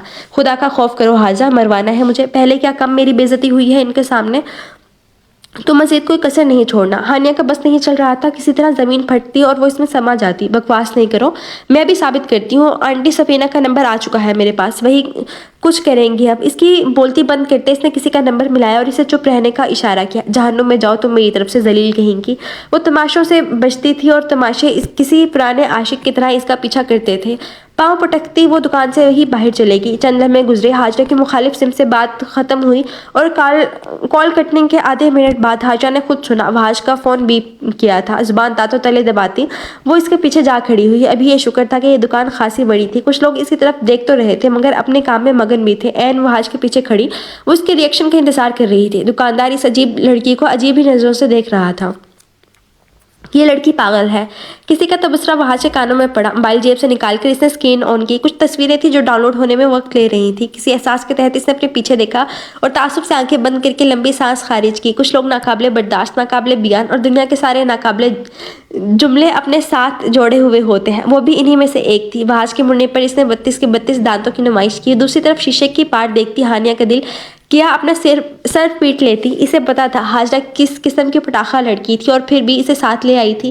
بتیسی کے برقرار رکھے اس نے وہاج کے ہاتھ میں پکڑے فون کی طرف اشارہ کیا۔ جی شاید وہ پاگل تھی یا ذہنی طور پر تھوڑی سی انسٹیبل۔ اس نے اپنے لہجے میں حتی المقدور نرمی لائی۔ اب وہ ایسا بھی ظالم نہ تھا کہ کسی پاگل کو یوں بے عزت کرتا۔ ہاجرہ کا اشارہ اس کے فون کی طرف تھا اور جیسے ہی ہاجرہ کو دیکھتے ہوئے اس کا سوال سمجھتے اسکرین کی طرف دیکھا تو ایک پل کو وہ بھی حیرتوں کے سمندر میں گر گیا۔ سامنے ہانیہ کی 3-4 تصاویر تھی، 2 ڈاؤن لوڈ ہو رہی تھی مگر جو باقی آئی تھی وہ ہانیہ کی ہی تھی۔ ساتھ سفینہ بیگم کا ایک وائس نوٹ بھی تھا۔ پلے کرتے ہی معلوم ہوا کہ وہ ہانیہ یہ ہانیہ تھی، مطلب وہ ہانیہ جو اس کی ہونے والی بیوی تھی، یہ وہ ہانیہ تھی جو اس کے رہ چکی اسٹوڈنٹ تھی۔ خیر اس کی یونیورسٹی میں تھی، اسٹوڈنٹ تو نہیں تھی۔ چند پل اسے یقین کرنے میں لگے تھے قدرت کے اس عجیب اتفاق پر، اور جب یقین کی مہر لگی تب تک ہاجرہ نان سٹاپ شروع ہو چکی تھی۔ دیکھا میں نے کہا تھا نا کہ میں جانتی ہوں آپ کو، اور آپ تھی کہ باتیں سنائے جا رہے تھے، میری سنی ہی نہیں۔ اوپر سے وہ ہانیہ، اسے تو بس موقع ملنا چاہیے مجھے ذلیل کرنے کا۔ ویسے ایک بات ہے، ارے کہاں جا رہے ہیں آپ، میری بات تو سنیں۔ ہاجرہ کی نان سٹاپ رام کتھا سے اکتا کر اس نے قدم باہر کی طرف بڑھائے مگر جو ہی ہانیہ پر نظر پڑی وہ اسے ہی دیکھ رہی تھی۔ وہاج کو سمجھ نہ آئی کہ کیسے اس رشتے کے بابت سوال کرے یا کس طرح اسے پوچھے کہ یہ وہی لڑکی تھی جس سے اس کا رشتہ طے ہوا تھا اور چند دنوں میں نکاح تھا۔ ہانیہ اپنے اندر ہمت مجتمع کرتی اس کی طرف بڑھی۔ ظاہر سی بات تھی وہ وہاج کا خیال بھی اپنے دماغ میں نہ لا سکتی تھی۔ اب جو رائتہ ہاجرہ نے پھیلایا تھا اسے سمیٹنے میں ہی عافیت تھی، ورنہ جیسے ہی یوں نہیں جاتی کوئی نہ کوئی بلنڈر پھر اس کا منتظر ہونا تھا۔ Sir I am really sorry, Hajra کی طرف سے میں معافی مانگتی ہوں، وہ بہت زیادہ باتونی ہے، سم ٹائمز کسی کے سنے بغیر ہی اپنی طرف سے کہانی گھڑ لیتی ہے اور پھر اس پر ری ایکشن دے دیتی ہے۔ I am sorry please. Hania کو سمجھ نہ آئی کیسے معافی مانگے مگر پھر بھی اس نے مانگ لی۔ ایسی شرمندگی وہ نہیں اٹھانا چاہتی تھی۔ آپ کی شادی کہاں ہو رہی ہے؟ وہاج نے کچھ سوچتے ہوئے پوچھا، چہرے پر ہیجان سا تھا جسے شاید وہ سمجھ نہ پائی ہو۔ جی ہانیہ نے حیرت تو الجھن سے اسے دیکھا۔ آئی مین کیا آپ کا رشتہ ریلیٹیوز میں ہوا ہے؟ وہاج خود کو بڑی آکورڈ صورتحال میں گھرا محسوس کر رہا تھا۔ جی میں نے ننیال کی طرف، آہستگی سے جواب دیا کہ وہاج بمشکل سن پایا۔ اپنے فیونسی کو دیکھا ہے آپ نے؟ وہاج کے سوال پر ایک پل کو وہ سٹپٹا گئی۔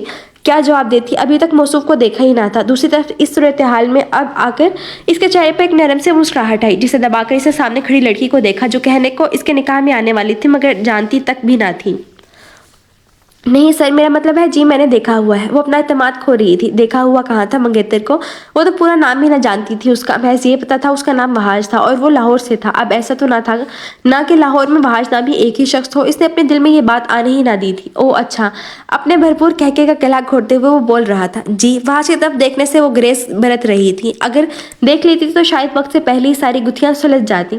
اچھا چلیں اب آپ کی تو شادی ہونے والی ہے، ایسا کرتے ہیں ایک کپ چائے ساتھ پی لیتے ہیں۔ چھوڑتے ہی اس نے آفر کی، نہ جانے کیوں مگر اب صورتحال اسے لطف دے رہی تھی۔ ہانیہ ایک پل کو سٹپٹائی، کہاں تو بے عزت کر رہا تھا اور اب چائے کی آفر، لیکن ہاجرہ کے پھیلائے رائتے کو سمیٹتی وہ کچھ بھی نوٹس نہ کر پائی تھی۔ اس کے سامنے صرف اس وقت اس کی یونیورسٹی کا ڈین کھڑا تھا۔ وہ نوجوان تھا، خوبصورت تھا، وجاہت سے بھرپور تھا مگر یہ چیز اس کے ادب میں حائل نہ ہو سکی۔ اس کے سامنے صرف اس وقت اس کا استاد کھڑا تھا۔ جی سر ضرور، کیفے اس طرف ہے۔ وہ یونیورسٹی کا ڈین تھا اور ایک عزت دار مرد۔ چائے کی آفر کیسی تھی اس کی گہرائی میں وہ جا ہی نہ سکی۔ نرمی سے مسکراہٹ لیے وہ کیفے کی طرف بڑھ گئی۔ وہاج بھی اس کے پیچھے پیچھے چل دیا۔ واپسی پر وہ کچھ دیر ہاجرہ کے پاس کھڑا اسے کچھ کہتا رہا اور پھر دور سے ہی ہاتھ ہلا کر اسے الوداع کرتا باہر چلا گیا۔ ہانیہ کو اب کی سمجھ نہ آئی کہ کیا رسپانس دے، بس مسکرا کر سر ہلا دیا۔ شام کو بیٹھی وہ وہاج کے بارے میں سوچ رہی تھی۔ آج پہلے تو اسے احساس ہی نہ ہوا مگر بعد میں کچھ تھا جو اسے مشکوک لگ رہا تھا۔ وہاج ارتضیٰ جتوئی کا اس قدر مہربان لہجہ، وہ بھی یوں کسی بھی راہ چلتے اسٹوڈنٹ کے ساتھ عجیب تھا۔ اس بات کا احساس اسے ہو ہی نہ سکا تھا۔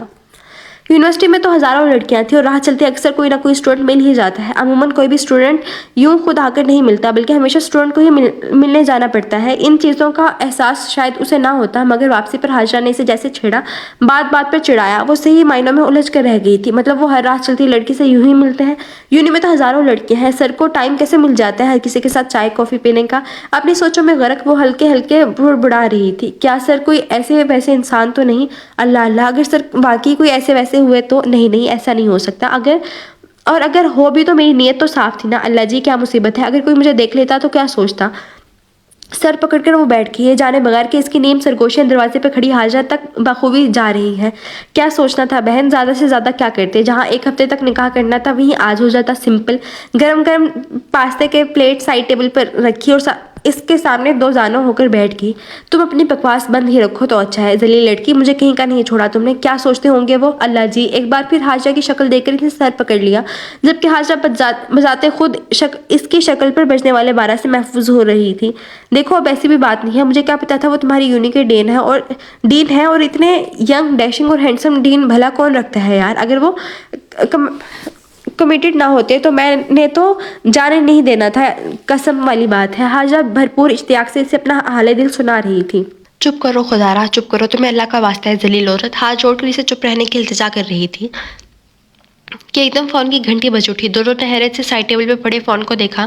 وہاج کا نام اور نمبر جگمگا رہا تھا۔ یہ نمبر اس نے کچھ ماہ قبل ہی سیو کیا تھا۔ جب اس کی رجسٹریشن میں مسئلہ بنا تو دستخط کے لیے ڈین کا نمبر سیو کرنا پڑا۔ چونکہ ان دنوں ہانیہ کی سیمسٹر بریک تھی اور اس بریک میں اس کی رجسٹریشن میں کچھ مسئلہ آ رہا تھا، اور وہاج ایک مصروف ترین انسان تھا، بہت کم آفس میں ملتا۔ ایک دن اس کا تیسرا دن تھا خجل خوار ہوتے ہوئے، اور تیسرے دن بھی وہ نہ آیا تھا تو اس نے تھک ہار کر پیون سے اس کا نمبر لے لیا تھا۔ وہ بیچارہ ہانیہ کی خجل خواری کا عین شاہد تھا، بغیر کسی تردد کے دے دیا۔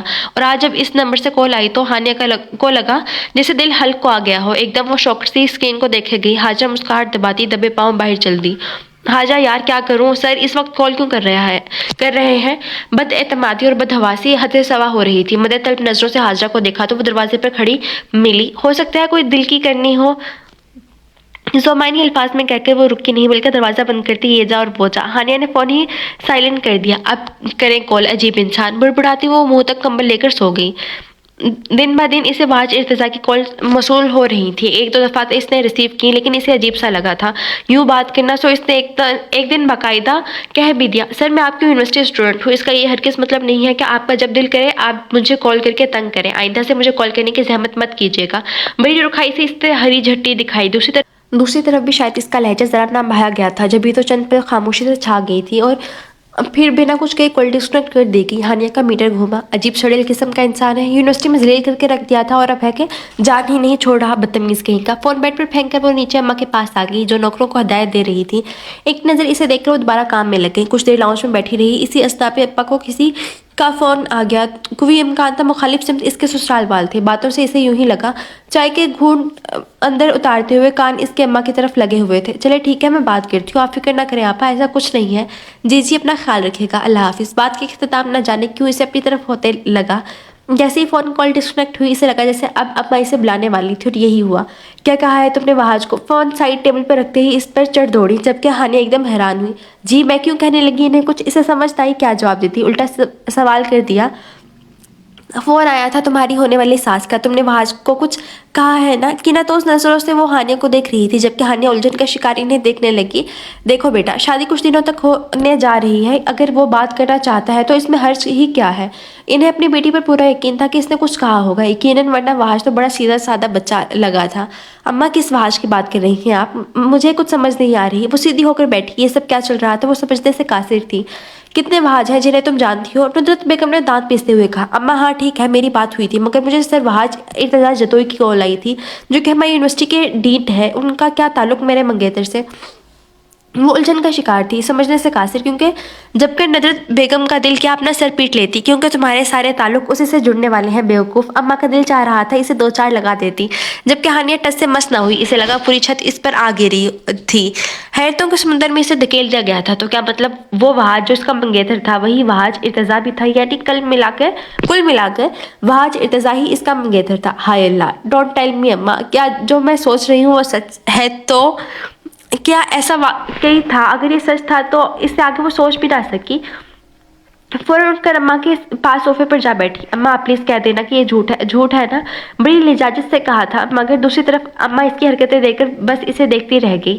اسی لیے کہتی تھی کہ ایک دفعہ موا منگیتر دیکھ لو، مگر نہیں، ایسے کیسے ہو سکتا ہے؟ تمہیں نیک پروین بننے کی سوجی، اور دیکھو نقصان بھی اپنا ہی اٹھایا۔ اب پیچھے ہٹو، مجھے کچن کا حال دیکھنے دو، آ رہا ہے وہ تمہارے باپ سے ملنے۔ ہانیہ کا دل کیا اپنا سر پیٹ لیتی، دونوں ہاتھوں میں سر گرائے وہ بے بسی سے بیٹھی رہی۔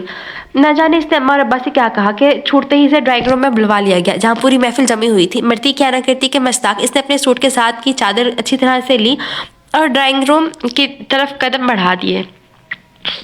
हाजरा मेरा दिल बंद हो रहा है यार, क्या करूं। दरवाजे का हैंडल पकड़कर छोड़ दिया और अपने साथ खड़ी हाजरा को देखकर तरलों पर आ गई, जबकि हाजरा का दिल क्या एक फलक शगाफ कहका तो ज़रूर लगाती। इसे जिस कदर हंसी इस पर आ रही थी इसका अल्लाह ही जानता था। मेरी जान, ऐसा दिल बंद हो जाना तो मैं भी डिज़र्व करती हूँ, मगर क्या करूँ, ऐसा हसीन इत्तेफाक कभी मेरे साथ नहीं हुआ। वो बेचारगी की तस्वीर बने अपना रोना रोने लगी, जबकि हानिया जो दुपट्टा ठीक कर रही थी कोहनी इसके पेट में मार दी। दफ़ा हो जलील लड़की, मेरी जान पर बनी हुई है और तुम्हें मजाक की सूझ रही है। अल्लाह जी बचा लेना प्लीज़। दिल में शैतान से पनाह मांगती वो अपने अंदर हिम्मत मुजतमा करने लगी।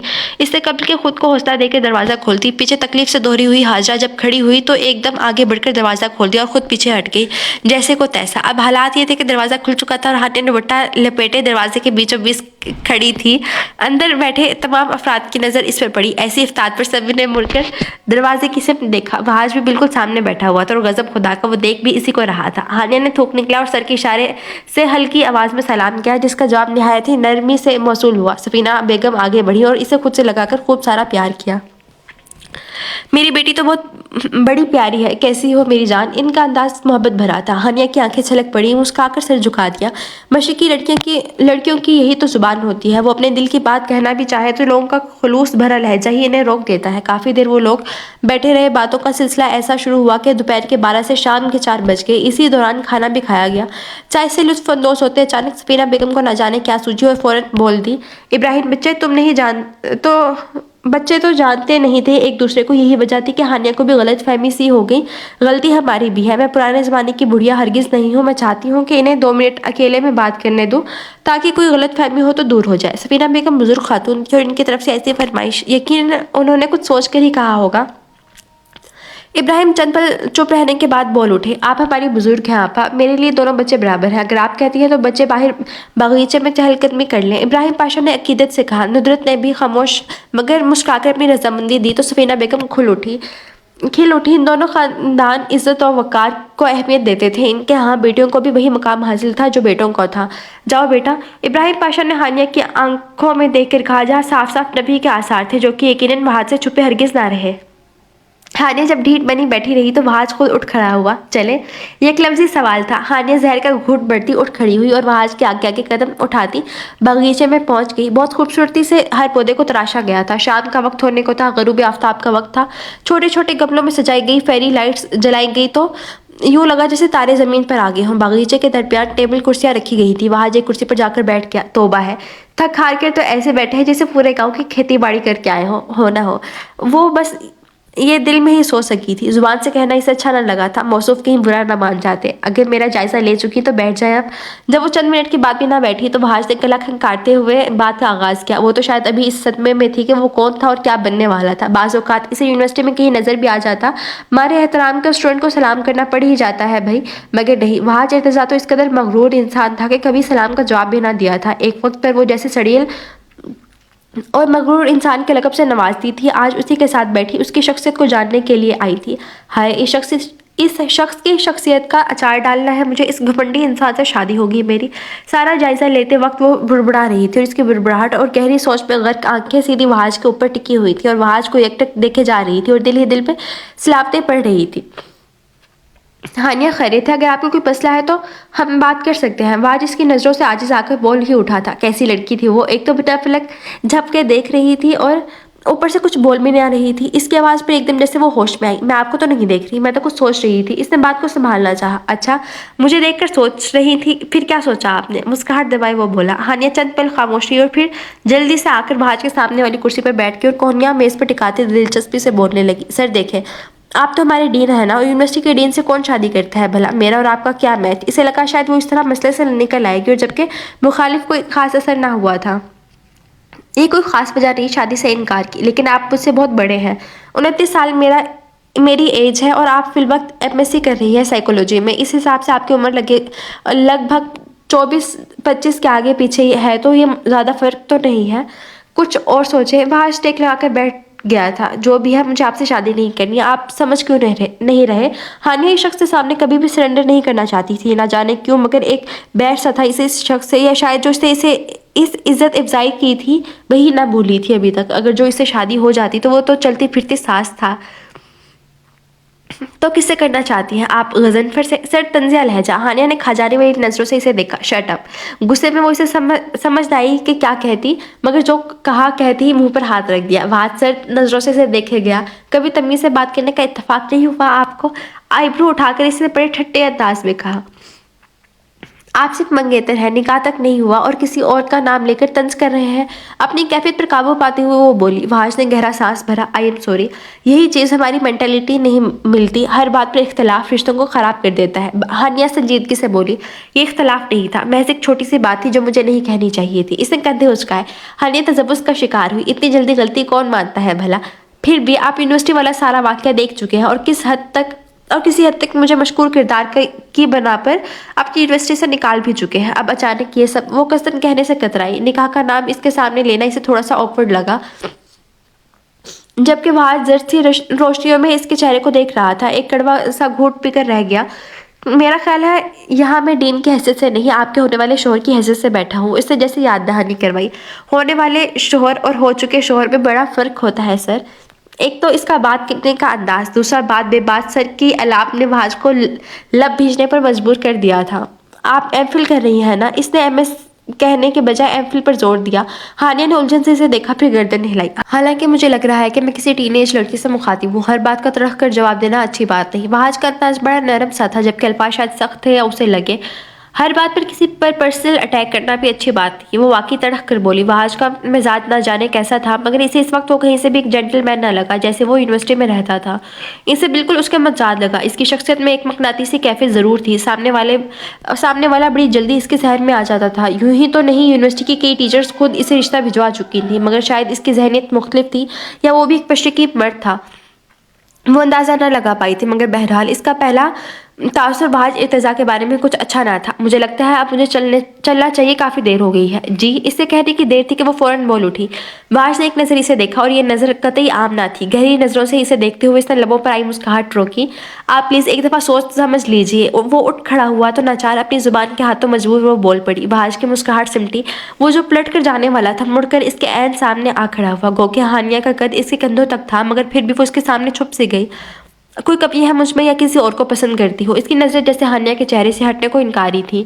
سنجیدگی کے باوجود اس کے چہرے پہ ایک نرمی سی تھی، شاید کہیں وہ اسے پسند آ چکی تھی۔ ہانیہ نے سر سے لے کر پیر تک اسے دیکھا۔ کوئی کمی نہ تھی۔ آئیز، بلو کلر کی کلف لگی شلوار قمیض، نیچے مہنگے جوتے، وہ وجاہت کا منہ بولتا ثبوت تھا۔ آپ میں کوئی کمی نہیں ہے، لیکن زبان کے تھوڑے تیز ہے۔ وحاش نے آئی برو اٹھایا۔ یوں سمجھ لے چلتی پھرتی سانس ہے۔ اس کی نظروں سے گھبرائے بغیر جب وہ بولی تو وحاش صحیح معنوں میں تپا۔ تمہارا کچھ نہیں ہو سکتا۔ لیکن اس کے بعد وہ کچھ نہ بولا، خاموشی سے مڑا، ٹیبل سے گاڑی کی چابی والیٹ اٹھایا اور ڈرائنگ روم کی طرف لمبے لمبے ڈگ بھرتا چلا گیا۔ ہانیہ کا دل کیا اپنا سر پیٹ لیتی۔ خدارا، میں اس قدر بدتمیز تو نہیں ہوں، مگر ان کے سامنے میری زبان اتنی کیوں چلتی ہے کہ مجھے بار بار پچھتانا پڑتا ہے۔ ہائے اللہ جی! وہی سر پکڑے وہ بیٹھی رہی۔ اوہ، کیا کہا ہے اس کھڑوس کو؟ حاجت نہ جانے کہاں سے ٹپک پڑی۔ ہانیہ سر جھکائے بیٹھی تھی۔ اس کی طرف دیکھا تو آنکھیں آنسوؤں سے لال انگارہ ہو رہی تھی۔ یار مجھے سمجھ نہیں آئی اور غلطی سے شٹ اپ بول دیا۔ حاجرہ کی آنکھیں حیرت سے کھلی، جبکہ ہانیہ قصدن اپنی زبان کے جوہر چھپائے۔ وہ واقعی حیران تھی، نہ کبھی دوستی نہ سلام دعا، پھر بھی نہ جانے کیوں وہ اس کے سامنے بولنے پر آئی تو کوئی کسر نہ چھوڑی تھی۔ حالانکہ یونیورسٹی میں بھی تو وہی وحاش تھا جو جس راستے سے گزرتا ہانیہ اس راستے سے پناہ مانگتی۔ اسے سڑیل قسم کا وحاش ہمیشہ ہی پیارا تو لگا تھا، مگر اتنا بھی نہیں کہ سیدھا شوہر کے درجے پر فائز کر دیا جاتا۔ اپنی ہی سوچوں میں مصروف وہ کرا کر رہ گئی۔ تم پاگل تو نہیں ہو؟ ایسی کلاسی بندے کو شٹ اپ کون بولتا ہے؟ وہ حیرت کے سمندر میں گر رہی تھی۔ یقین کرنا مشکل تھا۔ یار میری زبان ہی بڑی چلنے لگ گئی تھی۔ ان کے سامنے کیا کرتی، نکل گیا منہ سے۔ ہانیہ نے ایک پل نہ لگایا اپنی غلطی کا اعتراف کرنے میں۔ ویسے ایک بات ہے، عورت ہر کسی کے سامنے نہیں کھلتی، جس پر اسے یقین ہو اسی کے سامنے اپنا آپ ظاہر کرتی ہے۔ میں نے یہ بات کہیں سنی تھی، آج یقین بھی ہو گیا۔ تو بہن، مسئلے کا حل یہ ہے کہ ان پر تمہیں یقین تھا، اسی لیے تمہاری زبان کینچی کی طرح چلی، ورنہ کوئی ایسا شخص ہوتا جو یقین کے لائق نہ ہوتا۔ مثال کے طور پر وہ غضنفر، تو تم کبھی بھی اپنی زبان درازی کے جوہر نہ دکھاتی۔ حاجرہ کی اپنی منطق تھی، بھائی کیا کہا جا سکتا تھا؟ بکو مت، ان سے اچھا تو وہ غضنفر ہی تھا۔ یہ پتہ نہیں کہاں سے ہر وقت کی تلوار کی طرح لٹکتے میرے سر پر آ گیا ہے۔ ہانیہ ناخن چباتی کہہ رہی تھی۔ یہ جانے بغیر کہ باغیچے کی دیوار کے اوٹ سے گزرتے ابراہیم پاشا اور وحاش ارتضیٰ نے اس کے الفاظ بخوبی سنے تھے۔ ابراہیم پاشا ایک پل کو رک سے گئے، جبکہ وہاج جبڑے بھیجے خاموش سا ان کے آگے آگے ایسا چلتا رہا جیسے اس نے کچھ سنا ہی نہ تھا۔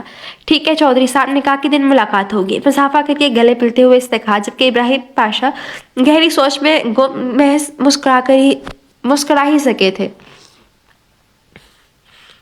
وہاج نے سفینہ بیگم کو بیک سیٹ پر لٹا دیا۔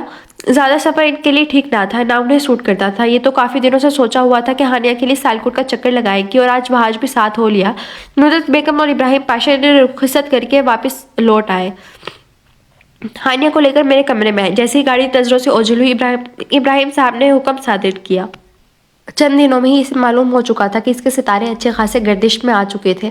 ابا کا موڈ بھی اسے اچھا خاصا ٹھیک نہیں تھا۔ اماں کا رویہ پہلے جیسا ہی تھا۔ ستاروں میں گردش کا احساس اسے اس وقت ہوا جب ایک دن معلوم ہوا کہ اگلے دن نکاح ہے۔ وہاج کی ڈیمانڈ کے مطابق رخصتی ملتوی کر دی گئی تھی۔ 6 ماہ بعد رخصتی تھی۔ چلو اچھا تھا، ایک فیصلہ تو اس کھڑوس نے ٹھیک کر لیا۔ جب تک اس کا لاسٹ سیمسٹر بھی ختم ہو جانا تھا، جمعہ مبارک کو نکاح کا انتظام کیا گیا تھا۔ سادگی سے نکاح ہوا۔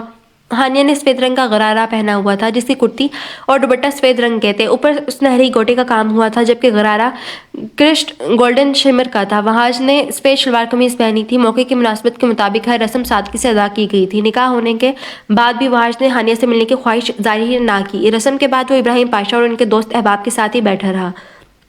ندرت بیگم اور کہیں نہ کہیں ابراہیم پاشا نے بھی وہاج کا سرد رویہ یہ نوٹ کر لیا تھا۔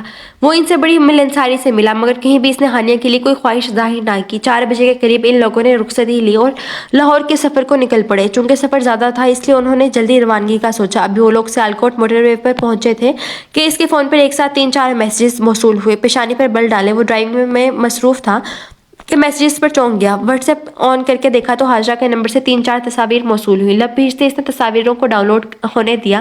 ایک ایک کر کے جب ہر تصویر صاف ہوئی تو ایک پل کو وہ رک سا گیا۔ ہر تصویر میں وہ اور خوبصورت لگ رہی تھی۔ ایک تصویر کو دیکھ کر تو نہ چاہتے ہوئے بھی وہ مسکرا دیا۔ حاجرہ اس کا دوپٹہ ٹھیک کر رہی تھی اور وہ پن ہاتھ میں پکڑے ناک چڑھا کر پتہ نہیں کیا کہہ رہی تھی کہ کسی نے اس کی تصویر بنا لی۔ نرم سی مسکراہٹ اب اس کے چہرے پر جم سی گئی تھی۔ کچھ دیر قبل بھیجے ہوئے جبڑے اب اس وقت ڈھیلے پڑ چکے تھے۔ پاگل لڑکی! نکاح کو ہفتہ ہونے کو تھا۔ وہاج کی طرف سے ایسی خاموشی چھائی ہوئی تھی کہ ابا اسے بھی تشویش لاحق ہو چکی تھی کہ آیا کہ وہ سچ میں تو نہیں ہاتھ کھینچ چکا۔ بار بار نظر فون پہ پڑتی، اگر کسی کا فون آ بھی جاتا تو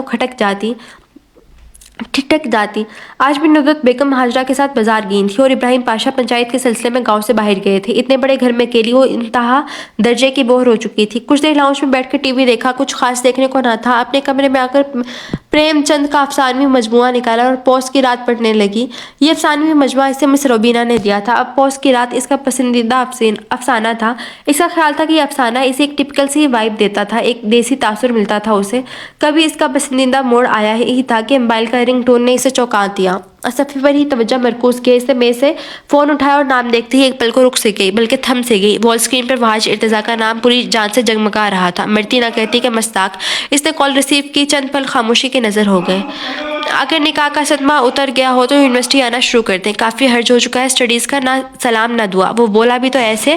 ہانیہ کا چہرہ غصے سے لال پیلا ہو گیا۔ آپ سے مطلب؟ اور میں چھوڑ چکی ہوں پڑھائی، میں نہیں پڑھنا مجھے۔ اس کا دل کیا وہ سامنے ہوتا تو ڈھیر سارا غصہ کرتی، نہ جانے کیوں۔ پڑھائی چھوڑنا مسئلے کا حل نہیں ہوتا ہانیہ۔ میں آج انکل سے بات کروں گا۔ ایک ڈیڑھ ہفتے تک میں باہر جا رہا ہوں۔ 3 ماہ کا سٹے ہے میرا اور آپ ایزیلی میرے گھر رہ سکتی ہیں۔ نرم اور شائستہ رویے سے اس نے ہانیہ کو سمجھانا چاہا۔ باہر جانے کا بھی اس نے اسی لیے کہا تھا کہ شاید وہ کوئی تاثر ظاہر کرتی، مگر دوسری طرف تو شاید وہ ناشتے میں کریلے کھا چکی تھی۔ کر لے بات میری کون سا ابھی تک سنی گئی ہے جو اب سنی جائے گی۔ آپ آئے، ابا کو کنونس کریں کیا اور نکاح کر کے چل دیے۔ میرا پوچھا نہیں نا، تو بس پھر اب بھی اپنی مرضی کریں۔ کتاب کو ٹھک سے بند کیا اور اس کے اوپر چڑھ دوڑی۔ غصہ تھا کہ ختم ہونے کو نہ آ رہا تھا، نہ جانے کیوں، لیکن یہ غصہ اسے لے ڈوبنے والا تھا۔ ایک بات تو بتاؤ مجھے، آخر میں ماضی میں ایسا کیا کر چکا ہوں جو تمہارا غصہ ٹھنڈا ہونے کو نہیں آ رہا؟ آج ایک دفعہ بتا ہی دو۔ آج اپنا ٹیمپر لوز نہیں کرنا چاہتا تھا، مگر ہانیہ کا رویہ اس قدر انسلٹنگ تھا کہ اس کا دماغ ہی گھوم گیا۔ میں بتاؤں آپ کو، آپ نے یہ جو نکاح کیا ہے نا، صرف مجھ پر دھوس جمانے کے لیے، ایسے میں ہرگز نہیں ہونے دوں گی۔ آپ نے سمجھا ہوگا کہ لڑکی کا کردار مشکوک ہے، شادی کر کے اس پر احسان کر دیتا ہوں، ڈین صاحب کی بیوی بننے کا شرف بھی مل جائے گا اور ڈین صاحب کو ایک عدد نوکرانی بھی۔ آخر بلی تھیلے سے باہر آ گئی ہے۔ وہاج نے لب بھینچ لی ہے۔ وہ اس قدر گھٹیا سوچ رکھتی تھی اس کے حوالے سے۔ دوسری طرف خاموشی چھا گئی۔ ہانیہ کو اندازہ ہو گیا وہ خاموش ہو چکا تھا، مطلب اب صورتحال اس کے خلاف جانے والی تھی۔ او خدایا!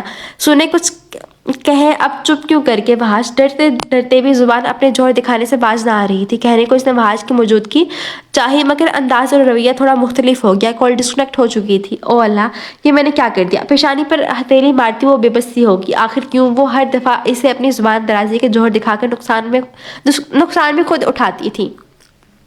ہاتھ پاؤں میں پسینہ آنے لگا. آج تو پکا ابا اور اماں میری چترول کر دیں گے. اللہ اللہ کیا کروں اب. کمرے میں ادھر ادھر ٹہلتے ہوئے سے سمجھ نہ آئی کہ کیا کرے. پھر کچھ سوچی تو دوبارہ سے کال پہ لگائی مگر جواب ندارد. وہ شخص ضرور اب ایسا کچھ کرنے والا تھا جو یقیناً اس کے حق میں نہ تھا. شام ہوئی تو اسے بلا لیا گیا. حاجرہ دوپہر کو اسے مل کر جا چکی تھی. اسے ہزار ہاں کہا کہ مت چاہے مگر اس کی بھی اسٹڈیز تھی. حرج ہو رہا تھا. پہلے ہی بہت چھٹیاں وہ اس کی وجہ سے کر چکی تھی. ہانیہ کے ہزار ترلے ٹالتے ہوئے اور دوبارہ جلد آنے کا وعدہ کرتی وہ چلے گئی. نیچے اماں ابا کے پاس گئی تو وہاں سے لاہور جانے کا حکم نامہ ملا اور ساتھ 10,000 نصیحتیں الگ سے تھیں. باری باری ابراہیم پاشا اور ندرت بیگم نے اسے جھڑکا. وہ جان چکی تھی وہ چغل خور انسان ساری بات تو نہیں مگر جتنی بھی انہیں سنا چکا تھا وہ یقیناً اس کے خلاف تھی. آخر میں اس کے آنسو چھلک پڑے اور وہ زوروں سے رو دی. ابراہیم پاشا اٹھے اور اس کے سر پر پیار سے بوسہ دے کر تھپکی دیتے باہر چلے گئے. ندرت بیگم اسے کینہ توز نظروں سے دیکھے گئی مگر بولی کچھ نہیں. ساری بات کا ایک حل نکلا بلکہ نتیجہ کہنا مناسب ہوگا کہ صبح ہی صبح لاہور سے گاڑی آ چکی تھی اسے لینے. اماں ابا سے ملتی ملاتی وہ اپنا سامان لے کر گاڑی میں بیٹھی اور لاہور کے لیے روانہ ہوگی. لاہور ڈیفینس میں بنا یہ خوبصورت بنگلہ اپنی خوبصورتی کا منہ بولتا ثبوت تھا. عمارت کی خوبصورتی کو آگے بنے یا باغیچے نے چار چاند لگا دیے تھے. صاف ستھرا علاقہ اور خوبصورت ترین گھر. وہ دیکھ کر دھک سے رہ گئی. یہ نہیں تھا کہ اس کا اپنا گھر کسی سے کم تھا مگر اس گھر کی تو ٹھاٹھ ہی الگ تھا. لبوں کو واو کی صورت کھولا. ستائشی نظر سے گاڑی سے اترتے ہی اس نے پورے گھر کا جائزہ لیا. گھر کی عمارت مین گیٹ سے قدرے فاصلے پر تھی. ایک کینال پر محیط یہ خوبصورت گھر کی کہیں نہ کہیں اپنے مالک کے پسند کو سراہے جانے پر مجبور کر رہا تھا. اس نے آج کھاڑی کے ہلکے گلابی رنگ کی قمیض کے نیچے سفید کیپری پہنی ہوئی تھی اور ساتھ قمیض کے ساتھ میچنگ کرنل دوپٹہ. لیئرز میں کٹے بال اگرچہ جوڑے میں قید تھے مگر چھوٹی چھوٹی لٹیں پیشانی سے گال تک جھوم رہی تھی. ہاتھ میں میٹل کی چوڑیاں پہنے کہیں سے بھی وہ شادی شدہ نہ لگ رہی تھی. کھڑکی میں کھڑا وہ اس کا جائزہ لے رہا تھا جو ارد گرد سے بیگانگی گھر کو ندیدوں کی طرح دیکھنے میں مصروف تھی. سفینہ بیگم نے جب اسے دیکھا تو ان کا دل ایک پل کو بجھ سا گیا مگر انہوں نے ظاہر نہ کیا. ہانیہ ان کے لیے بہت عزیز تھی اور ہانیہ کے لیے بھی وہ بہت زیادہ قابل عزت تھی. وہاں کا کمرہ چھت پر تھا جبکہ سفینہ بیگم خود نیچے رہتی تھی. ان کا کمرہ نیچے تھا. کافی دیر باتیں کرنے کے بعد انہوں نے اپنے ساتھ والے کمرے میں اسے آرام کرنے کو بھیج دیا اور پنکی کے ہاتھ اس کا سامان بھی وہی پہنچا دیا. اندر آ کر اس نے دیکھا کہ یہ کمرہ اس کے پرانے والے کمرے سے زیادہ پیارا نہ تھا یا شاید وہ اتنی کنجوس تھی کہ وحاش کی پسند کو محض اپنی انا کی وجہ سے داد نہ دے سکی وگرنہ کمرہ تو شاید ہانیہ کے پورے گھر سے بھی زیادہ پیارا تھا. بیڈ کے پاس آ کر اسے ایک جھٹکا سا لگا بلکہ شدید ترین جھٹکا لگا. بیڈ کی پشت پر وال پر بڑی سی کڑ کے اس کی تصویر فریم کر کے لٹکائی گئی تھی. اسے تصویر دیکھ کر حیرت تو ہوئی تھی. وہ الگ تھا مگر اسے پوز سے اعتراض تھا. مارے غصے کے اسے دانت پیسے دل کیا وحاش کا سر پھاڑ دیتی. یہ اس کی وہی تصویر تھی جو تہمینہ نے اچانک بنائی تھی جبکہ حاجرہ اس کا دوپٹہ ٹھیک کر رہی تھی اور وہ ناک منہ چڑھا کر بات کر رہی تھی. بڑے ترلے کیے تھے اس نے حاجرہ کے کہ یہ تصویر ڈیلیٹ کر دے مگر نہیں. اس نے تو پورے طریقے سے پبلک کی تھی. سر جھٹکتی وہ آ کر بیڈ پر لیٹ گئی. اب اس کے گھر میں آ کر تو وہ اسے جھگڑا نہیں کر سکتی تھی. آنٹی بھی کیا سوچتی کیسی لڑاکو بہو ڈھونڈی تھی انہوں نے. کڑوا گھونٹ پی کر اسے صبر کر لیا اور کمبل سر تک لپیٹ کر سو گئی. شام کا کھانا لگوا کر سفینہ بیگم نے پنکی کو اس سے کمرے میں بھیجا تاکہ وقت پر کھانا کھا لیتی. جب وحاش نے ٹی وی سے نظریں ہٹا کر انہیں دیکھا تو فوراً بولی صبح کی بھوکی ہے میری بچی. ان کے لہجے میں محبت تھی. فکر نہیں کریں وہ لوگوں کا دماغ ہی اتنا کھا لیتی ہے کہ کھانا کھانے کی ضرورت ہی نہیں رہتی. کل کی اس کی جلی کٹی پر وہ ابھی بھی تپا ہوا تھا. اس بات کا تو اسے احساس ہو چکا تھا کہ ہانیہ ایک الٹے دماغ کی لڑکی تھی جو پہلے اپنی زبان کے جوہر دکھاتی ہے اور بعد میں خود ہی پھنس جاتی ہے. کچھ خوف خدا ہے کہ نہیں. پہلے گھر بلواتے ہو پھر بے عزت کرتے ہو. شرم کرو. سفینہ بیگم نے جھڑک دیا جبکہ ان کی جھڑک کو ملحوظ خاطر نہ رکھتے ہوئے اس نے اپنی توجہ نیوز پر کر دی. ہاں آ جاؤ ہانی بھی آ گئی. وہاں آ جاؤ ہانی بھی آ گئی ہے. جیسے ہی وہ آئی اس نے آتی محبت سے اپنا سر ان کے سامنے جھکایا. سفینہ بیگم نے اسے شفقت بھرا بوسہ دیا. ساتھ ہی دور بیٹھے وحاش کو آواز دے دی جو ساری کارروائی اپنی دو گناہگار آنکھوں سے دیکھ رہا تھا. بس میری دفعہ یہ عورت انکارے چباتی ہے. بڑبڑا کر وہ بھی اس کے ساتھ والی کرسی کھینچ کر بیٹھ گیا. ہانیہ تھوڑی غیر آرامدہ سی ہو گئی. بار بار پہلے سے درست دوپٹے کو ٹھیک کرتی. اس کے ہاتھ پاؤں میں تریلیاں سی آنے لگی. ٹوٹ پیندا قدرے ہور نہیں بہ سکتا سی. کہیں اور نہیں بیٹھ سکتا تھا. دل میں اپنی پسندیدہ زبان سے سلواتیں پڑھتی وہ روحانسی ہو رہی تھی. وہاج پانی کا جگ پکڑتے ہوئے ایک پل کو چونکا. ہانیہ کی حالت دیکھی تو نہ جانے کیوں مگر اس کا دل کیا فلک شگاف کہکا لگا تھا. ضبط کرتے بس کھانسنے پر ہی مجبور رہا. کیا ہوا بیٹا؟ ہانیہ پانی دو بجی کو آرام سے.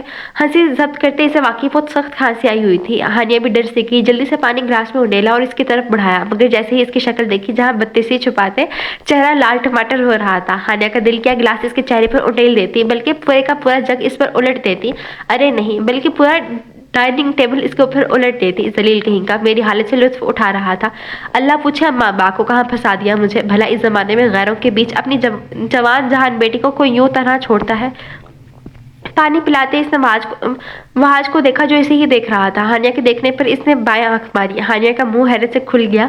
حیرت ختم ہوئی تو غصہ ضبط کرتی وہ اس کے قدرے سرخ ہو چکی تھی کہ اگر سفینہ بیگم کی طرف اس کی پیٹ نہ ہوتی تو یقیناً وہ اسے ہسپتال لے جانے کو کہتی. ذلیل انسان. صبح کے 9 بجنے کو تھے مگر وہ ایسے گدھے گھوڑے بیچ کر سوئی تھی کہ اٹھنے کا نام ہی نہ لے رہی تھی. نہ جانے ایسا کیا تھا اس گھر میں کہ اس سے ذرا بھی اجنبیت کا احساس تک نہ ہوا تھا. سفینہ بیگم 2 دفعہ پنکی کو بھیج چکی تھی. جب بھی وہ نہ اٹھی تو سفینہ بیگم خود آئی مگر اسے بچوں کی طرح سوتا دیکھ کر وہ مسکرا کر باہر چلے گئی. قریباً 9:15 کا وقت تھا جب وہاج یونیورسٹی کے لیے تیار ہو کر نیچے آیا. سفینہ بیگم صوفے پر ٹانگیں رکھے لیٹی ہوئی تھی. پنکی ان کے پاؤں میں تیل لگا کر مساج کر رہی تھی. ہانیہ چلے گی یونیورسٹی؟ ڈائننگ ٹیبل پر بیٹھ کر جوس گلاس میں اڈیلتے ہوئے وہ بولا. بچی تھک گئی ہے. میں نے پنکی کو بھیج کر اٹھایا تھا لیکن نہیں اٹھی. سونے دو اسے. تھکاوٹ کی وجہ سے آنکھ نہیں کھل رہی اس کی. وہیں بیٹھی بیٹھی وہ بولی. وہاج کے ماتھے پر بل پڑے. کیا مطلب؟ سیالکوٹ سے یہاں نیند پوری کرنے آئی ہے وہ. پہلی اسٹڈیز کا نقصان ہو چکا ہے. آپ پہلے یہ بتائیں کون سے کمرے میں استراحت فرمائی جا رہی ہے؟ کہتے ساتھ ہی وہ فوراً اٹھ کھڑا ہوا. بچی سونے دو بچے. اسے اتنی بھی کیا سختی. انہیں وہاج کا بعض اوقات سخت مزاج ہونا نہ بھاتا تھا. حالانکہ انہیں ایک دوسرے کو جانے محض چند ہفتے ہوئے تھے مگر نہ اس دوران ہانیہ کو اجنبیت محسوس ہوئی اور نہ ہی وہاج نے اسے شرمانے لجانے دیا تھا بلکہ سیالکوٹ سے بلوایا اور آتی ہی پڑھائی کے چکروں میں مصروف کرنا چاہا تاکہ اسے ایسی کسی بھی فضولیات میں پڑھنے کا موقع ہی نہ ملتا. اندر نیند میں اسے ان کی ہلکی ہلکی آوازیں آ رہی تھی. اسے لگا شاید وہ کوئی خواب دیکھ رہی تھی اور خواب میں کوئی آہستہ آہستہ آواز میں باتیں کر رہا تھا. پھر اچانک دھڑام سے کمرے کا دروازہ کھلا اور وہیں سے سوئچ بورڈ کے سارے بٹن آن کر دیے گئے. کمرے میں لگی 7 لائٹس جب ایک ساتھ جل اٹھی تو بے اختیار اس نے اپنی آنکھوں پر ہاتھ رکھا. وہاج نے وہیں کھڑے دروازے کو زوردار طریقے سے بجایا. اس طرح کہ وہ ہڑبڑا کر اٹھ بیٹھی. آنکھیں کھلی تو سامنے وہاج اب دروازے سے ٹیک لگا کر کھڑا تھا. پورا کوئی فتنہ پرور انسان تھا. بھائی کون سے جنم کا بدلہ لے رہے ہیں مجھ سے آپ؟ نیند سے بھری آواز میں اس نے کہا. حجاب جو فجر کی نماز کے وقت کیا تھا ڈھیلا پڑ چکا تھا مگر ابھی بھی سر پر تھا. وہاج اسے دیکھ کر پرسکون سا ہو گیا. بس یہ بدزبانی ختم ہو جائے تو بیوی تو اسے بھی ٹکر کے ملی تھی. آپ کو یہاں استراحت فرمانے کو نہیں بلایا. یہ کام آپ سیالکوٹ میں بخوبی انجام دے چکی ہیں. 10 منٹ ہیں آپ کے پاس. اٹھے اور تیار ہوں. آج کسی بھی صورت آف نہیں کرنا یونیورسٹی سے. گھڑی کو دیکھتے ہوئے اس نے حکم صادر کیا. ہانیہ نے لب بٹکائے. پہلے آنکھیں میلی پھر پاؤں بیڈ سے نیچے لٹکائے اور 2 منٹ ایسے ہی ضائع کر دی. ہانیہ جلدی کرے میں لیٹ نہیں ہونا چاہتا. دوبارہ گھڑی کو دیکھ کر وہ بولا. اس کے کچھ کہنے سے قبل ہی باہر چل دیا. قدرت کا بہت حسین اتفاق تھا یہ. جس نے اسٹاک آف کیا تھا وہ خود اسے واپس یونیورسٹی لے کر جا رہا تھا وہ بھی پورے استحقاق کے ساتھ. ہانیہ نے دل میں اس بات کو سوچا اور دھیرے سے مسکرا دی. کل سے ابھی تک یہ پہلی ایک نارمل انسان والی مسکراہٹ تھی. وہ تو اپنی مسکراہٹ کو ہی ترس گئی تھی. ہائے اللہ ایسا جلاد شوہر.